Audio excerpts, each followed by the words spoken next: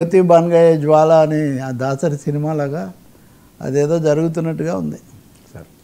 Sir బ్యాంకులు విదేశీ ఆస్తుల్లోకి ఆర్థిక వ్యవస్థ పరిస్థితి ఏంటి? బ్యాంకులు భారతదేశంలో ఉన్న ప్రభుత్వ రంగ బ్యాంకులు ఇప్పటికీ సగం బ్యాంకులే ప్రభుత్వ రంగంలో ఉన్నాయి. వీటిలో విదేశీ వాటాను ఎఫ్డిఐలు అంటారు, ఫారిన్ డైరెక్ట్ ఇన్వెస్ట్మెంట్ను 49% పెంచాలి అని కేంద్ర ప్రభుత్వం నిర్ణయించిందని. సో అలా చేస్తే ఏమవుతుందంటే ఈ బ్యాంకుల్లోకి వాళ్ళ జోక్యము వాళ్ళ నిర్ణయాలు తీసుకునే అవకాశం, వాళ్ళకి భారీ తిమింగలాలు లాంటి విదేశీ కంపెనీలు ఉన్నాయి, వాడికి చాలా ఆర్థిక వనరులు కూడా చాలా ఎక్కువ కదా.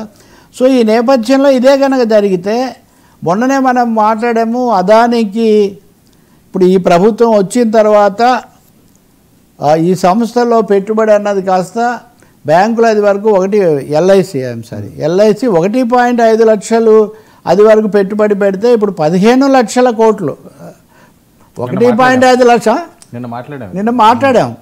అంటే ఇప్పుడు ప్రభుత్వ రంగంలో ఉంటేనే ఇట్లా జరుగుతుంటే రేపు బ్యాంకులు అనేవి భారతదేశం ఇప్పుడున్న ఆర్థిక సంక్షోభాలు వీటి మధ్యలో ఈ మాత్రమన్నా స్థిరంగా ఉంది అంటే దానికి ఒక ముఖ్యమైన కారణం ఆ దేశాలలో కాకుండా పబ్లిక్ ఫైనాన్స్, ప్రభుత్వ సంస్థల చేతుల్లో అదుపు ఎక్కువగా ఉండడం వల్ల మనం ఇది చేయగలిగాము.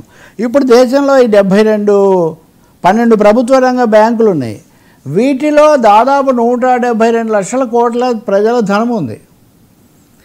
దీన్ని పిలిచి మనం విదేశాలకు దీని మీద ఎందుకు, భారతదేశం ఒకవైపున ప్రపంచంలో 3వ పెద్ద ఆర్థిక వ్యవస్థగా ఆవిర్భవిస్తుంది, 5 ట్రిలియన్ ఎకానమీ, ప్రపంచాన్ని శాసిస్తున్నామని చెప్పుకుంటూ మనం ఎందుకు మన బ్యాంకులలోకి విదేశాలను ఆహ్వానిస్తున్నాము? దీనివల్ల ఇవి వనరులు ఎవరు ఉపయోగించుకుంటారు?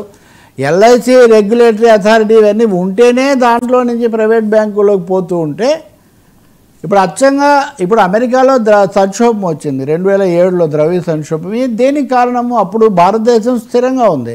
ఎందుకంటే మన ద్రవ్య వ్యవస్థ పదిలంగా ఉంది, ప్రభుత్వ రంగం వీటి చేతుల్లో ఉన్నందువల్ల అని మనం అప్పుడు అనుకున్నాం.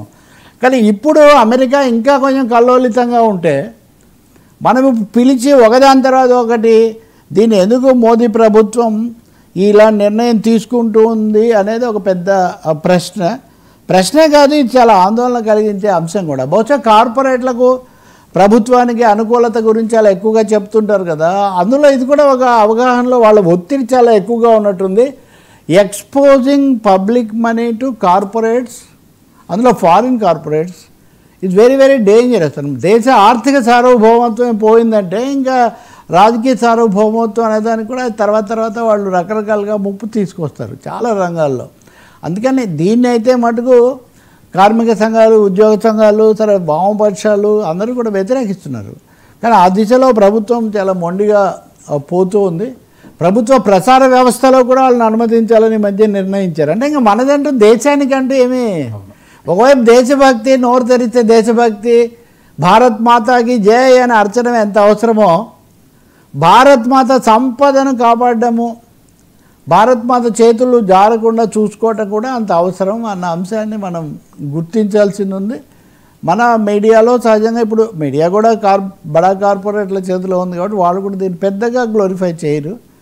దీన్నైతే ఆలోచన పరులు గుర్తించాల్సి